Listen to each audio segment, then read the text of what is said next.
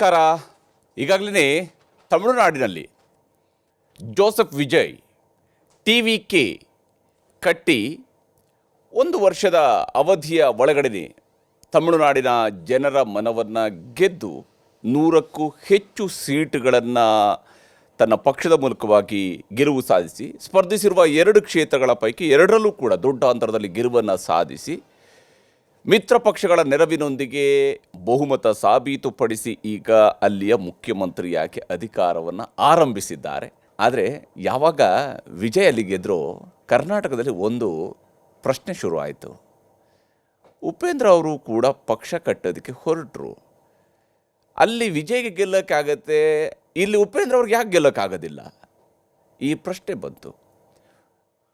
ರಾಜ್ಯದ ಜನರ ಮುಂದೆ ರಾಜಕೀಯ ಅಲ್ಲ, ಪಾಲಿಟಿಕ್ಸ್ ಅನ್ನುವಂಥದ್ದು ಪ್ರಜಾಕೀಯ, ಪ್ರಜೆಗಳ ಕೇಂದ್ರಿತ, ಪ್ರಜೆಗಳೇ ಪ್ರಭುಗಳಾಗಿರೋದ್ರಿಂದಾಗಿ ಪ್ರಜಾಕೇಂದ್ರಿತವಾಗಿ ಪ್ರಜಾಕೀಯವನ್ನು ಮಾಡಬೇಕು ಮತ್ತು ಅಲ್ಲಿ ಉತ್ತರದಾಯಿತ್ವ, ಜವಾಬ್ದಾರಿ ಮತ್ತು ಪಾರದರ್ಶಕತೆ ಇವುಗಳು ಪ್ರಮುಖವಾಗಿರುವ ಅಂಗಗಳಾಗಿರಬೇಕು ಅಂತ ಹೇಳಿ ಪ್ರಜಾಕೀಯ ಅನ್ನುವ ಕಾನ್ಸೆಪ್ಟನ್ನು ಜನರ ಮುಂದೆ ಇಟ್ಟಂಥವರು ರಿಯಲ್ ಸ್ಟಾರ್ ಉಪೇಂದ್ರ ಅವರು ನಮ್ಮ ಜೊತೆಗಿದ್ದಾರೆ. ಉಪೇಂದ್ರ ಅವರೇ ನಮಸ್ಕಾರ. ನಮಸ್ಕಾರ. ನಮಸ್ಕಾರ. ಜನರ ನಡುವೆ ಹೋಗುವಂಥ ಬ್ಯಾನರ್ ಕಟ್ಟಲೇಬೇಕಾ, ಮೈಕಲ್ಲಿ ಹೇಳಲೇಬೇಕಾ? ಉಪೇಂದ್ರ ಬರ್ತಾ ಇದ್ದಾರೆ ಅಂತ ಹೇಳಿದಾಗ ಉಪೇಂದ್ರ ಅವರನ್ನ ಜನ ಅದು ಕರ್ನಾಟಕದ ಎಲ್ಲ ಹಳ್ಳಿಗಳಲ್ಲೂ ಕೂಡ ಉಪೇಂದ್ರ ಅವರು ಯಾರು ಅನ್ನೋದ್ರ ಬಗ್ಗೆ ಗೊತ್ತಲ್ಲ. ಅವ್ರಿಗೆ ಇಷ್ಟ ಇರ್ಬೋದು, ಉಪೇಂದ್ರ ಅವರು ಯಾರು ಅನ್ನೋಂಥ ಪರಿಚಯ ಇರುವಂಥವ್ರು ಇದ್ದೇ ಇರ್ತಾರೆ. ಯಾವುದೇ ಹಳ್ಳಿಗೆ ಹೋದ್ರು ಕರ್ನಾಟಕದ ಉದ್ದಗಲಕ್ಕೂ, ಬೀದರ್ನಿಂದ ಚಾಮರಾಜನಗರದವರೆಗೆ, ಕಾರವಾರದಿಂದ ಹಿಡಿದು ಕೋಲಾರದವರೆಗೆ ಎಲ್ಲಿಗೆ ಹೋದರೂ ಕೂಡ ಸಿಗ್ತಾರೆ, ಗುರುತಿಸಬಲ್ಲರು. ಬಟ್ ನಾನು ಹೋಗ್ತೀನಿ ಗೊತ್ತಾಗಬೇಕಲ್ಲ, ಯಾವ ಡೇಟ್ಗೆ ಹೋಗ್ತೀನಿ ಅಂತಾರೆ ಗೊತ್ತಾಗಬೇಕಲ್ಲ. ನೀವು ಅಂದರೆ ಗೊತ್ತಾಗಬೇಕು, ನಿಜ ಸೋಷಿಯಲ್ ಮೀಡಿಯಾ ಪ್ಲಾಟ್ಫಾರ್ಮಲ್ಲಿ ನೀವು ಹೇಳ್ಬೋದು. ನೋಡಿ, ಇಲ್ಲೇ ಸೋಷಿಯಲ್ ಮೀಡಿಯಾ ವಾಪಸ್ ಬಂದ್ರಿ. ಹೌದು, ಕೇಳಿ. ಅವಾಗ ನಾನು ಇಲ್ಲಿ ಕೂತ್ಕೊಂಡು ಮಾತಾಡೋದು ಒಂದು ಹಳ್ಳಿಗೆ ತಲುಪಬಹುದು. ಜನ ನಮ್ಮ ನಾಯಕ ಬಿಟ್ಬಿಡಿ ನೋಡ್ಬೇಕು ಅನ್ನಿಸೋದಿಲ್ವಾ? ಹೇಳಿ, ಈ ಮನಸ್ಥಿತಿ ನಾವು ಹೊರಗೆ ಬರೋವರೆಗೂ, ಎಲ್ಲಿವರೆಗೂ ನಮ್ಮ ನಾಯಕ ಇವನ್ ಬಂದು ನಮ್ಮನ್ನ ಏನೋ ಮಾಡಿಬಿಡ್ತಾನೆ ಅನ್ನೋವರೆಗೂ ಇದು ನಡೀತಾನೆ ಇರುತ್ತೆ. ಯಾರು ಅತಿ ಹೆಚ್ಚು ಪ್ರಚಾರ ಮಾಡ್ತಾರೋ, ಯಾರು ವೇವಲ್ಲಿ ಇರ್ತಾರೋ, ಯಾರು ಒಂದು ಸೆನ್ಸೇಷನ್ ಕ್ರಿಯೇಟ್ ಮಾಡ್ತಾರೋ ಅವ್ರನ್ನ ನಾಯಕರಾಗಿ ಆರಿಸ್ತೀರ. ಅದೇ ಬದಲಾವಣೆ ಅಂದರೆ ಖಂಡಿತ ಬದಲಾವಣೆಗಳಾಗ್ತಾನೇ ಇದೆ. ಅವತ್ತಿಂದ ಇವತ್ತವರೆಗೂ ಆಗ್ತಾ ಇದೆ. ನಿಮ್ಮ ಪ್ರಕಾರ ಅದಲ್ಲ ಬದಲಾವಣೆ, ಅದಲ್ಲ. ಬರೀ ನಾನು ಹೇಳ್ತಿರೋದು ಏನು ಬದಲಾವಣೆ? ಇದೇ ಬ್ಯಾನರ್ ಕಟ್ತಾ ಇದ್ದೀರಾ, ಇದೇ ಜನನ ಸೇರಿಸ್ತಾ ಇದ್ದೀರಾ, ಅದು ಹೆಂಗೆ ಬದಲಾವಣೆ ಆಗುತ್ತೆ ಹೇಳಿ? ಅದು ಬದಲಾವಣೆನಾ? ನಾನೊಂದು ಪಿಕ್ಚರ್ನ ಸೇಮ್ ಅದೇ ಥರ ಕ್ಲೈಮ್ಯಾಕ್ಸ್ ಶೂಟ್ ಮಾಡಿದ್ದೀನಿ, ಅದೇ ಥರ ಸೀನ್ ಮಾಡಿದ್ದೀನಿ. ಬದಲಾವಣೆ ಅಂತ ಹೇಳ್ರಿ, ನೀವು ಒಪ್ತೀರಾ? ಏನ್ರಿ ಆ ಸಿನಿಮಾಲಿ ನೋಡಿದ್ದೇ ಸೀನ್ ತೆಗೆದಿದ್ದೀರಲ್ರಿ ಅಂತೀರಾ? ಅಲ್ಲ, ನಾನು ಹೇಳಿದ್ದೊಂದು ಸುಮ್ಮನೆ ಎಕ್ಸಾಂಪಲ್. ನಿಜವಾದ ಬದಲಾವಣೆ ಅಂದ್ರೇನು? ಬದಲಾಗಿಲ್ವಾ ದೇಶ? ಬದಲಾಗಿಲ್ವಾ ನಮ್ಮ ಟೆಕ್ನಾಲಜಿ ಬದಲಾಗಿಲ್ವಾ? ಇವತ್ತು ನೀವು ಮೊಬೈಲಲ್ಲಿ ಕೂತ್ಕೊಂಡು ಇರಾನ್ನಲ್ಲಿ ಏನಾಗ್ತಿದೆ, ಅಮೇರಿಕಲ್ಲಿ ಏನಾಗ್ತಿದೆ, ಅಮೇರಿಕಲ್ಲಿ ಏನಾಗ್ತಿದೆ, ಆಸ್ಟ್ರೇಲಿಯಾ ಏನಾಗ್ತಿದೆ ಅಂತ ಇಲ್ಲೇ ನೋಡ್ತೀವಿ ನಾವು, ಅಲ್ವಾ? ಅಲ್ಲಿ ಯಾರೋ ಒಬ್ರು ವಿಡಿಯೋ ಇಟ್ಕೊಂಡು ಮಾಡಿರೋದು ಅದು ಎಲ್ಲೆಲ್ಲೋ ಹೋಗಿ ನಮಗೆ ಬಂದಿರುತ್ತೆ. ಕಣ್ಣು ಮುಂದೆ ಕೈಯಲ್ಲಿರ್ಬೇಕಾದ್ರೆ ಈ ಲೆವೆಲ್ ಟೆಕ್ನಾಲಜಿ, ಇನ್ನೂ ನಾವು ಹಳೇ ಕಾಲದ ಥರ ಇಲ್ಲ, ಹೋಗಬೇಕು, ಮಾತಾಡಬೇಕು, ಬ್ಯಾನರ್ ಹಾಕಬೇಕು. ಸೊ ಇದು ಎಲ್ಲಿವರೆಗೆ ಬಂದು ನಿಂತಿದೆ? ಸಿಂಪಲಾಗಿ ಹೇಳ್ಬೇಕಂದ್ರೆ 1,000 ರೂಪಾಯಿ ಒಂದು ಹಳ್ಳಿಗೆ ಖರ್ಚು ಮಾಡ್ರು. ಎಷ್ಟು 32,000 ಹಳ್ಳಿಗೆ ಎಷ್ಟಾಯಿತು? ಹೌದು. ಆಮೇಲೆ ಸಿಟಿಗಳು ತಗೊಳ್ಳಿ, ವಾರ್ಡ್ಗಳು ತಗೊಳ್ಳಿ, ಆಮೇಲೆ ಅಲ್ಲಿ ಕಾರ್ಯಕರ್ತರು ಪಡೆ ತಗೊಳ್ಳಿ. ಹೌದು. ಯಾರು ಕೂಡ ಪಾಪ ಎಲ್ಲ ಅವ್ರವ್ರ ಜೀವನದಲ್ಲಿ ಇದು ಮಾಡ್ತಾ ಇದ್ದಾರೆ. ಅವ್ರಿಗೆ ಫ್ರೀಯಾಗಿ ನೀನೊಂದು ಬ್ಯಾನರ್ ಕಟ್ಟಪ್ಪ ಅಂದರೆ ಯಾರು ಕಟ್ತಾರೆ? ಅದು ಕೇಳೋದು ತಪ್ಪಲ್ವಾ? ಅದೊಂದು ಸಿಸ್ಟಮ್ ಚೆನ್ನಾಗಿದೆ ಅಂದರೆ ಖಂಡಿತ ಓಕೆ, ಅದು ಸಿಸ್ಟಮ್ ಇವಾಗ ಇದೆ ಆಲ್ರೆಡಿ. ಅಲ್ಲಿ ಮತ್ತೆ ಏನು ಬದಲಾವಣೆ ಬಯಸ್ತಾ ಇದೀವಿ ನಾವು? ನಾನು ಹೇಳ್ತಾ ಇದ್ದೀನಿ ಹೇಳಿ, ನಾನು ಈ ಉದ್ದೇಶದಿಂದನೇ ಇಟ್ಟಿರೋದು. ಟೆಕ್ನಾಲಜಿ ಬದಲು ಮಾಡಿ, ಈ ಬಿಸ್ನೆಸ್ ರಾಜಕಾರಣನ ಬದಲು ಮಾಡಿ, ದುಡ್ಡಿರೋರೇ ಬರ್ಬೇಕನ್ನೋ ಪರಿಸ್ಥಿತಿನ ಬದಲು ಮಾಡಿ, ಯಾವುದೇ ಯುವತಿಯರು ಕೂಡ ಬಂದು ನಿಲ್ಲುವಂಥ ಪರಿಸ್ಥಿತಿ ಬರಬೇಕು. ನಮ್ಗೆ ಯಂಗ್ಸ್ಟರ್ಸ್ ಬೇಕು, ವಿದ್ಯಾವಂತರು ಬೇಕು, ಏನೇಳಿ ಓಡಾಡಿ ಕೆಲಸ ಮಾಡೋವಂಥವ್ರು ಬೇಕು ನಮಗೆ. ಏನೇಳಿ ಇವತ್ತು ಬಯಸೋರು, ನಾನು ಒಂದೇ ಒಂದು ಸಿಂಪಲ್ ಕ್ವಶನ್ ಕೇಳ್ತೀನಿ. ಇವತ್ತು ನೀವು ಹಳ್ಳಿಗೆ ಬನ್ನಿ ಅಂತ ಬಯಸೋರು, ನಾಳೆ ನೀವು ಸಂಬಳ ಕೊಡೋಕ್ಕೆ ಸ್ಟಾರ್ಟ್ ಮಾಡ್ತೀರಲ್ಲ, ಅವಾಗ ಯಾಕೆ ಬಯಸಲ್ಲ ಅಂತ? ಬಯಸಬೇಕು. ಅವಾಗ ಯಾಕೆ ಕೇಳ್ತಾ ಇಲ್ಲ ಯಾರು? ಬನ್ರಿ, ನಮ್ಮ ಹಳ್ಳಿಗೆ ಬಂದೇ ಇಲ್ಲ, ನಿಮ್ಮ ಎಲೆಕ್ಟ್ ಮಾಡಿ ಕಳಿಸಿದ್ದೀವಿ ನಾವು. ನೀವು ಎಷ್ಟು ದಿನ ಸೋಲಿಸಿ ಇನ್ನೊಬ್ಬನ ಮದುವೆ ಮಾಡ್ತೀರಲ್ಲ ನೀವು ಮತ್ತೆ? ಅದಕ್ಕೆ ಅಧಿಕಾರವನ್ನು ಅಲ್ಲ, ನೀವು ಯಾವಾಗ ಗೆಲ್ಲೋದು? ಅವನ್ನ ಸೋಲಿಸ್ತೀರಾ, ಇವನ್ ಬಿಟ್ರೆ ಅವ್ನು ಬಿಟ್ರೆ ಇವನ್ನ, ನೀವು ಗೆಲ್ಲೋದು ಯಾವಾಗ? ಅವ್ರನ್ನ ಬಿಟ್ಟು ಇವ್ರನ್ನ ಆಯ್ಕೆ ಮಾಡ್ಕೊಳ್ಳೋದ್ರ ನಡು ಇಲ್ಲ, ಇದೆರಡು ಸರಿ ಇಲ್ಲಪ್ಪ, ಹೊಸ ಆಯ್ಕೆ ನನ್ನ ಕೈಯಲ್ಲಿದೆ ಅಂತ ಒಬ್ರು ಹೇಳ್ತಾ ಇದ್ದಾರೆ. ಆ ಆಯ್ಕೆನೇ ಜನರ ಹತ್ರ ತಲುಪಿಸೋದೇ ಹೋದರೆ ಅವ್ರು ಯಾಕೆ ಆಯ್ಕೆ ಮಾಡ್ಕೋಬೇಕು? ಜನ ಯಾಕೆ ಆಯ್ಕೆ ಮಾಡ್ಕೋಬೇಕು? ಅಲ್ಲ ಈ ತಲುಪಿಸೋ ದಾರಿ ಹೇಳ್ತಾ ಇದ್ದೀನಿ ನಾನು. ಇಲ್ಲಿ ಲಕ್ಷಾಂತರ ಕೋಟ್ಯಾಂತರ ಯುವಕರಿದ್ದಾರೆ, ಅವ್ರ ಕೈಯಲ್ಲಿ ಮೊಬೈಲ್ ಇದೆ. ಒಬ್ಬೊಬ್ಬರು 4 ಜನಕ್ಕೆ ತಲುಪಿಸಿದ್ರೆ ಅದು ಕೋಟಿ ಆಗೋಗ್ಬಿಡುತ್ತೆ. 4 ಜನಕ್ಕೆ ಅವ್ರ ಮನೆಯವ್ರನ್ನ ಬದಲಾಯಿಸಿದ್ರೆ ಸಾಕು, ಅವರು ಕನ್ವಿನ್ಸ್ ಆಗಿ ಅವ್ರ ಪಕ್ಕದಲ್ಲಿರೋನ್ನ ಬದಲಾಯಿಸಿದ್ರೆ ಸಾಕು. ಏನು ಹೇಳಿ, ವೆರಿ ಸಿಂಪಲ್ ಅದು. ಅಥವಾ 1000 ಕೋಟಿ ಸುಮ್ಮನೆ ಏನೋ ನಾನು ಗೆಲ್ಲೋದಕ್ಕೋಸ್ಕರ ಆಗ್ತಾ ಇದ್ದಾರೆ, ಬರೀ ಒಂದು ಇದಕ್ಕೋಸ್ಕರ. ಅಲ್ಲ ಉಪೇಂದ್ರ ಅವರೇ, ಈಗ ಕರೆಕ್ಟ್ ನೀವು ಹೇಳ್ತಿರೋದು ಕಾನ್ಸೆಪ್ಟ್, ನಾನು ಇದನ್ನು ಒಪ್ಕೊಳ್ತೀನಿ. ಹೌದು, ಇದು 1000 ಕೋಟಿ ರೂಪಾಯಿ ಇನ್ವೆಸ್ಟ್ಮೆಂಟ್ ಆಗ್ತಾ ಇದೆ. ಇದು ಏನಕ್ಕೆ ಬೇಕಾಗಿ ಮಾಡ್ತಾರೆ? ಬಂಡವಾಳ ಹೂಡಿದವನು ಲಾಭಕ್ಕಾಗಿ ಮಾಡ್ತಾನೆ ಅನ್ನುವಂಥ ಸಾಮಾನ್ಯವಾಗಿ ನಮಗೆಲ್ಲರೂ ಕೂಡ ಅರ್ಥ. ನಾವು ಕೂಡ ಈ ವ್ಯವಸ್ಥೆಯ ಭಾಗವಾಗಿ ಈ ವ್ಯವಸ್ಥೆಯ ಒಳಗಡೆ ಇರುವಂತಹ ಜನರು, ಪ್ರತಿಯೊಬ್ಬ ನಾಗರಿಕನು ಕೂಡ ವ್ಯವಸ್ಥೆ. ಈ ಮಾತುಗಳಿಗೆ ಗಂಟು ಬಿತ್ಕೊಂಡು ಕೂತ್ಕೊಳ್ಬೇಕಾ ನಾವು, ಅಥವಾ ಆ ಜನರ ನಡುವೆ ಹೋಗಿ ನೋಡ್ರಪ್ಪ ಇದು ಸರಿ ಇಲ್ಲ, ಹಾಗಾಗಿ ನಾನು ಇಂಥದ್ದೊಂದು ಕಾನ್ಸೆಪ್ಟನ್ನು ನಿಮ್ಮ ಮುಂದೆ ತಂತಾ ಇದ್ದೀನಿ, ನಾನು ಇದನ್ನು ಮಾಡಬೇಕು ಅನ್ನೋದನ್ನು ನೇರವಾಗಿ ಅವರಿಗೆ ಹೇಳಬೇಕಾದ ಅವಶ್ಯಕತೆ ಇದೆ ಅಂತೇಳಿ ಅನ್ಸೋದಿಲ್ವಾ? ಆ ಪ್ರಯತ್ನ ಎಷ್ಟರ ಮಟ್ಟಿಗೆ ನಡೆಯುತ್ತೆ ನಿಮ್ಮ ಕಡೆಯಿಂದ? ಅಲ್ಲಲ್ಲ, ನಾನು ಈ ಪ್ರಯತ್ನ 5-6 ವರ್ಷದಿಂದನೂ ಮಾಡ್ತಾನೇ ಇದ್ದೀನಿ. ಏನು ಹೇಳಿ, ಹಳ್ಳಿಗಳಿಗೆ ಹೋಗಿದ್ದೀನಿ, ಕಾಲೇಜ್ಗಳಿಗೆ ಹೋಗಿದ್ದೀನಿ. ಇನ್ನು ಎಷ್ಟು ಹಳ್ಳಿಗಳಿಗೆ ಹೋಗ್ಬೇಕು ಗೊತ್ತಿಲ್ಲ. ಇನ್ನು ಎಷ್ಟು ಇವಾಗ ಸಿಟೀಲಿ ರೋಡ್ಗಿಳಿದ ಅಂದರೆ ಟ್ರಾಫಿಕ್ ಜಾಮ್ ಆಗುತ್ತೆ. ಏನು ಹೇಳಿ, ಅಲ್ಲೇನೋ ಮೈಕ್ ಇಟ್ಕೊಂಡು ಮಾತಾಡೋಕ್ಕಲ್ಲ, ಅದಕ್ಕೊಂದು ಸಿಸ್ಟಮ್ ಇದೆ. ಅವಾಗ ಪೊಲೀಸರು ಬರ್ತಾರೆ, ಪಕ್ಕದಲ್ಲಿ ಒಂದು ಫೀಲ್ಡ್ ಇದೆ, ಅಲ್ಲಿ ಹೋಗಿ ಅಂತಾರೆ. ಹೌದು, ಅಲ್ಲಿ ಹೋದರೆ ಅಲ್ಲಿ ಮತ್ತೆ ಜನ ಗೊತ್ತಾಗಬೇಕು ಅಲ್ವಾ, ಅವ್ರವ್ರ ಕೆಲಸದಲ್ಲಿ ಇರ್ತಾರೆ. ಅಲ್ಲೊಂದು ಅಟ್ಲೀಸ್ಟ್ ಮೈಕ್ ಹಾಕ್ಕೊಂಡು ಹೇಳ್ಬೇಕು, ನಾಡಿದ್ದು ಉಪೇಂದ್ರ ಅವ್ರು ಬರ್ತಾ ಇದ್ದಾರೆ ಮಾತಾಡೋಕ್ಕೆ ಬನ್ನಿ ಅಂತ. ಇಲ್ಲ ಅಲ್ಲಿ ಕೇಳಿ, ಇದು ಬಳಕೆ ಆಗುತ್ತಲ್ಲ, ನಾನು ಬರ್ತಾ ಇದ್ದೀನಿ ಅವಾಗ ದಿವಸ ಬನ್ನಪ್ಪ ಪಾರ್ಕ್ ಅಲ್ಲಿ ಸಂಜೆ 5 ಗಂಟೆಗೆ ಇರ್ತೀನಿ ಅಂತ ಬನ್ನಪ್ಪ ಪಾರ್ಕ್ ಅಲ್ಲಿ ಗೊತ್ತಾಗಲ್ವಾ? ಪಾರ್ಕಿಗೆ ಯಾಕೆ ಬರ್ತೀರಪ್ಪ, ನಾನು ಲೈವ್ ಬರ್ತಿದ್ದೀನಿ, ಮೊಬೈಲ್ ಓಪನ್ ಮಾಡ್ಕೊಳ್ಳಿ, ನಾನು ಮಾತಾಡ್ತೀನಿ ನಿಮ್ಮ ಹತ್ರ, ಒಬ್ಬೊಬ್ಬರ ಹತ್ರ ಪರ್ಸನಲ್ ಮಾತಾಡ್ತೀನಿ ಅಂತ ಹೇಳೋ ಅಂತ ನೋಡ್ಬೇಕು. ನೋಡಿ ಅವ್ರ ಹೈಟ್ ಅವಾಗ ಗೊತ್ತಾಯ್ತು, ನನ್ನ ಕಣ್ಣೆದ್ರಿಗೆ ಅವ್ರು ಹಿಂಗ್ ಕಾಣ್ತಾರೆ. ನಾಯಕ ನನ್ನ ಕಣ್ಣಾರ ನೋಡ್ಬೇಕು, ನಾಯಕ ಆರ್ಟಿಸ್ಟ್ ಆಗಿ ಬಿಟ್ಬಿಡಿ, ನಾನು ಹೇಳ್ತಿರೋದು ಒಬ್ಬ ಆರ್ಟಿಸ್ಟ್ ನೋಡ್ಬೇಕು ಅನ್ನೋದು ಬೇರೆ. ಒಬ್ಬ ವ್ಯಕ್ತಿ ನೀವೇ ಆರ್ಟಿಸ್ಟ್ ಆಗಿ ಅಲ್ಲ, ನಿಮ್ಮನ್ನ ಪ್ರಜೆಗಳ ನಾಯಕನಾಗಿ ನೋಡುವಂತ ಸಂದರ್ಭದಲ್ಲಿ ಪ್ರಜೆಗಳ ನಾಯಕರಾಗೂ ನೋಡ್ಬಿಡಿ, ಪ್ರಜೆಗಳ ಸೇವಕನಾಗಿ ನೋಡುವ, ಸೇವಕನಾಗಿ ಬೇಡುವ ಕೆಲಸದವ್ರು ನೋಡಿ. ನೀವು ಮೊಬೈಲಲ್ಲೂ ನೋಡ್ಬೋದು. ಈಗ ನಿಮ್ಮ ಮನೆಗೆ ಒಬ್ರು ಕೆಲಸಕ್ಕೆ ಯಾರನ್ನ ಒಬ್ಬರನ್ನ ಸೇರಿಸ್ಕೊಳ್ತೀರಿ ಅಂದ್ರೆ ನಿಮ್ಮ ಮನೇಲಿ ನೀವು ಅವ್ರನ್ನ ಮೊಬೈಲ್ ಅಲ್ಲಿ ಪ್ರೊಫೈಲ್ ನೋಡ್ಕೊಂಡು ಕರೆಸ್ತೀರಾ, ಅಥವಾ ನೀವು ಮನೆಗೆ ಕರೆದು? ಎಷ್ಟೋ ಸತಿ ನಾನು ಮೊಬೈಲಲ್ಲೇ ಇಂಟರ್ವ್ಯೂ ಮಾಡಿದ್ದೀನಿ.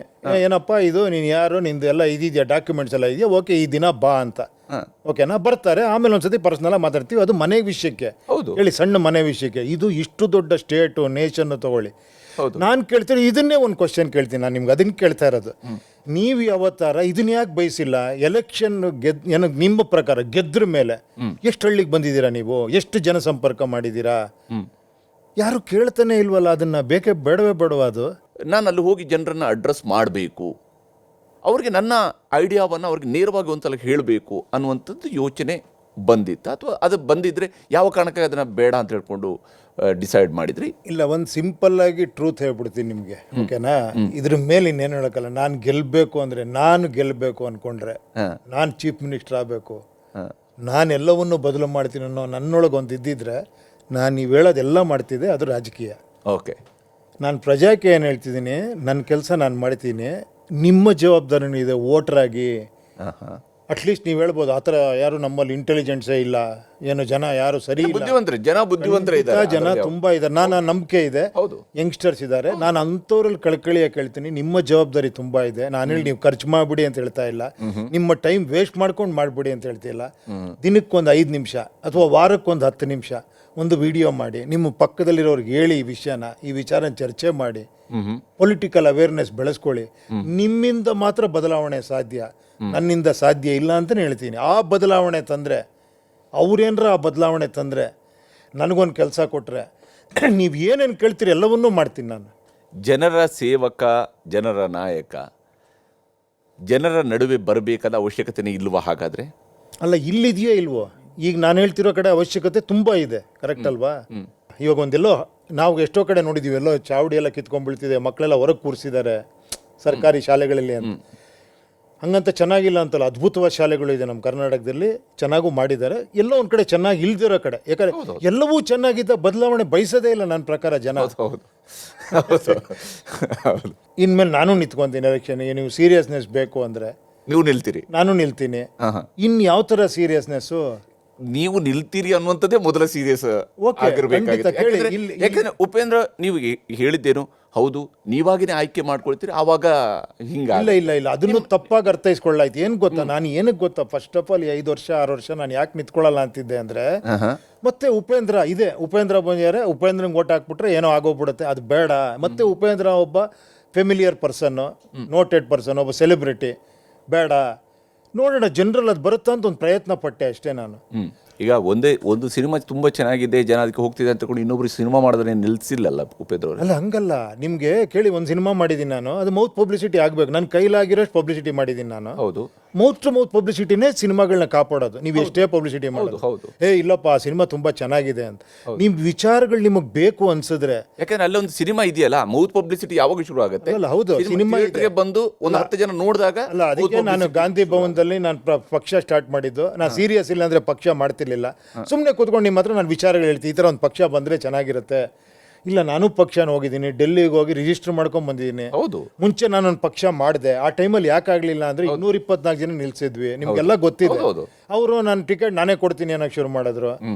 ಇವರೆಲ್ಲ ಆಗಲ್ಲ, ನಾನು ಇಂಟರ್ವ್ಯೂ ಮಾಡಿ ಎಲ್ಲನೂ ರೆಡಿ ಮಾಡಿರೋನೆಲ್ಲ ಬಿಟ್ಬಿಟ್ರು ಅವರು, ಬೇರೆಯವ್ರಿಗೆ ಕೊಡ್ತೀನಿ ಅಂದರು. ನನಗೆ ಬೇಡಪ್ಪ ನಿಮ್ಮ ಇಷ್ಟ, ನೀವು ಇಷ್ಟು ದಿನ ನನಗೆ ಯಾಕೆ ಮುಂಚೆನೇ ಹೇಳ್ಬೋದಾಗಿತ್ತು ಅಂತ ಹೊರಗೆ ಬಂದೆ. ಯಾಕಂದ್ರೆ ತಪ್ಪಾಗ್ತಿದೆ ಅಂತ ಗೊತ್ತಿದ್ದು ಹೊರಗೆ ಬಂದೆ. ಹೌದು, ನೀವು ಬಂದ ಕೂಡಲೇ ಯಾಕೆ ಒಂದು ವೇವ್ ಕ್ರಿಯೇಟ್ ಆಗಿಲ್ಲ, ಪ್ರಾಬ್ಲಮ್ ಆಯಿತು. ಮೋಸ್ಟ್ಲಿ ನನ್ನ ನಂಬಿಕೆನೇ ನನ್ನ ತಪ್ಪಾಯಿತು. ನಾನು ಕೊನೆಗೆ ನನಗೆ ಆ ಭ್ರಮನಿರಸನ ಆಗಬಾರ್ದಲ್ವಾ, ಏನಂದ್ರೆ ನಾನು ಜನರ ನಂಬಿದ್ದೆ ತಪ್ಪಾಯ್ತಪ್ಪ ಅನ್ನಿಸ್ಬಾರ್ದಲ್ವ ನನಗೆ, ಇನ್ನೊಬ್ರು ಬರಲ್ಲ ಅವಾಗ ಅಲ್ವಾ. ಆದರೆ ನಮ್ಮ ಜನರಿಗೆ ಇರುವಂತಹ ನಂಬಿಕೆ ಏನಂತ ಹೇಳಿದ್ರೆ, ಎಲೆಕ್ಷನ್ಗೆ ಆದಾಗ ಆದರೂ ಇವರು ಕೈ ಮುಕ್ಕೊಂಡು ಬರ್ತಾರೆ ಇವರು, ಅದಾದ್ಮೇಲೆ ಆವಾಗಲೇ ಬಂದಿಲ್ಲ ಅಂದರೆ ಇವ್ರು ಯಾವತ್ತೂ ಬರಲ್ಲ ಅಂತ. ಅಲ್ಲ ನಾನು ಅದಕ್ಕೂ ಹೇಳ್ತಾ ಇದ್ದೀನಿ, ಒಂದು ನಿಮಿಷ ಲಾಜಿಕಲಿ ಹೇಳ್ತೀನಿ. ಅದಕ್ಕೆ ಇವತ್ತು ನಾನು ಬಂದರೆ ನಾಳೆ ನನಗೆ ಬರೋಕ್ಕೆ ಆಗದಿರೋ ಪರಿಸ್ಥಿತಿ ನೀವೇ ಮಾಡಿಕೊಡ್ತೀರಾ? ಯಾಕೆ ಹೇಳಿ, ನಾನು ಇವತ್ತು ಒಂದು ಪ್ರಚಾರ ಮಾಡ್ಕೊಂಡು ಬರ್ತೀನಿ, ಇವತ್ತು ನನಗೊಂದು ಸ್ಟ್ರಕ್ಚರ್ ಇಲ್ಲ, ಗೌರ್ಮೆಂಟ್ ಸ್ಟ್ರಕ್ಚರ್ ಇಲ್ಲ ನನ್ನ ಹತ್ರ. ಹೌದು, ನೆಕ್ಸ್ಟ್ ನೀವು ಕೂಡ ಕಾರಲ್ಲಿ ಬರ್ತೀನಿ, ನಾನು ಖರ್ಚು ಮಾಡಲ್ಲ. ಎಲೆಕ್ಷನ್ ಮುಂಚೆ ನಾನು ಖರ್ಚು ಮಾಡ್ಕೊಂಡು ಬರ್ತೀನಿ, ನಾನು ಬ್ಯಾನರ್ಗಳು ಹಾಕ್ತೀನಿ, ನಾನೆಲ್ಲವನ್ನೂ ಮಾಡ್ತೀನಿ. ಏನು ಹೇಳಿ, ಗೊತ್ತಾಯ್ತು, ಅರ್ಥ ಆಯ್ತಾ? ನೀವು ಕೆಲಸ ಕೊಟ್ಟ ಮೇಲೆ ನೀವು ಸಂಬಳ ಕೊಡೋ ಡ್ರೈವರ್ ಇಟ್ಕೊಂಡಿದ್ದೀನಿ ನಾನು, ನೀವು ನನಗೆ ಕೊಡಿಸಿರೋ ಕಾರ್ ಇಟ್ಕೊಂಡಿದ್ದೀನಿ, ಆ ಕಾರಲ್ಲಿ ಬರ್ತೀನಿ ನಾನು ನಿಮಗೆ, ನೀವು ಅದನ್ನು ಕೇಳಬೇಕು. ಈಗ ನಾನೇ ಎಲೆಕ್ಟ್ ಆದರೂ ಕೂಡ, ನನ್ನ ಜೊತೆಲಿರೋ ಎಲೆಕ್ಟ್ ಆದರೂ ಕೂಡ ನಾನು ಹೇಳ್ತಿರೋದು ಇದು ಬರಬೇಕು. ಆವಾಗ ನನ್ನ ಕೇಳಿ, ಯಾಕಯ್ಯ ಬರ್ತಿಲ್ಲ ಅಂತ ಮನೆ ಮುಂದೆ ಬಂದು ಕೇಳಿ. ಅವಾಗ ಇದೇ TV ಚಾನಲ್ ನಾನು ಮಾತಾಡಿದ್ರೆ ಇಟ್ಕೊಂಡು ಕೇಳಿ, ಇದನ್ನು ವಿಡಿಯೋ ಕಟಿಂಗ್ ಹಾಕ್ಕೊಂಡು ಬಂದು ಕೇಳಿ, ಏನಪ್ಪ ಮಾತಾಡೋದಿಲ್ಲ TV 18 ಕೂತ್ಕೊಂಡು, ಎಲ್ಲಿದ್ಯಾ ಇವಾಗ ನೋಡಿಲ್ಲ, ಕರಿತಾ ಇದ್ದೀನಿ, ಎಲ್ಲಿ ನಿನ್ನ ಟೆಕ್ನಾಲಜಿ ಅಂತ ಕೇಳಿ. ಆವಾಗ ಉಪೇಂದ್ರ ಅವರು ಕರ್ನಾಟಕದಲ್ಲಿ ಮುಖ್ಯಮಂತ್ರಿ ಆಗ್ತಾ ಇದ್ದಾರೆ. ಆ ಮೂಲಕವಾಗಿ ನಿಮಗೆ ಒಂದು 105 ಸೀಟು ಬಂದಿದೆ. 113 ಕೊಟ್ಟಿಲ್ಲ ಜನ, ಬದಲಾವಣೆ 105 ಸೀಟು ಬಂದಿದೆ. ಆ 105ರಿಂದ 113ಕ್ಕೆ ಹೋಗಬೇಕು, 8 ಸೀಟು ಬೇಕಿದೆ. ಆವಾಗ ಉಪೇಂದ್ರ ಅವರು ಕೂಡ ಬೇರೆಯವ್ರನ್ನ ಕರ್ಕೊಂಡು ಬರೋದ್ರ ಕಡೆ ಯೋಚನೆ ಮಾಡ್ತಾರಾ, ಅಥವಾ ನಿಮ್ಮ ಪಕ್ಷದಲ್ಲಿರುವಂತವ್ರನ್ನ ರೈಟ್ ಟು ರೀಕಾಲ್ ಅದರದ ಮೇಲೆ ತೆಗೆಯೋದಕ್ಕೆ? ಇದು ತಪ್ಪು ತಾನೆ ಕಾಣಿಸ್ತಾ ಇದೆಯಲ್ವಾ, ಇದು ಆಗ್ತಿರೋದು ಪ್ರಾಬ್ಲಮ್ ಇದೆ ಅಲ್ವಾ. ಹೌದು, ಇದು ಬದಲಾವಣೆ ಆಗ್ಬೇಕಲ್ವಾ. ಹಿಂಗೆ ಬದಲಾವಣೆ ಹೇಳಿ ಒಂದು ನಿಮಿಷ, ಕಾನ್ಸ್ಟಿಟ್ಯೂಷನ್ ಪಕ್ಷಗಳು ಅಂತ ಇದೆಯಾ? ಸಂವಿಧಾನದಲ್ಲಿ ಪಕ್ಷಗಳು ಮಾಡ್ಕೊಳ್ಳಿ ಅಂತ ಇದೆಯಾ? ಇಲ್ಲ. ಯಾರೋ ಒಬ್ರು ದೊಡ್ಡವ್ರು ಕೇಳಿಸ್ಕೊಳ್ಳಿ ಇದನ್ನ, there is no party, independent ನಿಂತ್ಕೊಳ್ರಪ್ಪ, ನಿಮ್ಮ ಕೆಪಾಸಿಟಿ, ನೀವು ಜನನ ಕನ್ವಿನ್ಸ್ ಮಾಡಿ ಆರಿಸ್ಕೊಂಡ್ ಬನ್ನಿ. ಏನಕ್ಕೆ ಪಕ್ಷ ಬೇಕು? ಎಲ್ಲ ಸೇರ್ತೀವಿ, ಎಲ್ಲ ಡಿಸ್ಕಸ್ ಮಾಡಿ, ಅತಿ ಹೆಚ್ಚು ಜನ ಈ ವ್ಯಕ್ತಿ ಸೂಕ್ತ ಅಂದರೆ ಅವನ್ನ CM ಮಾಡಿ,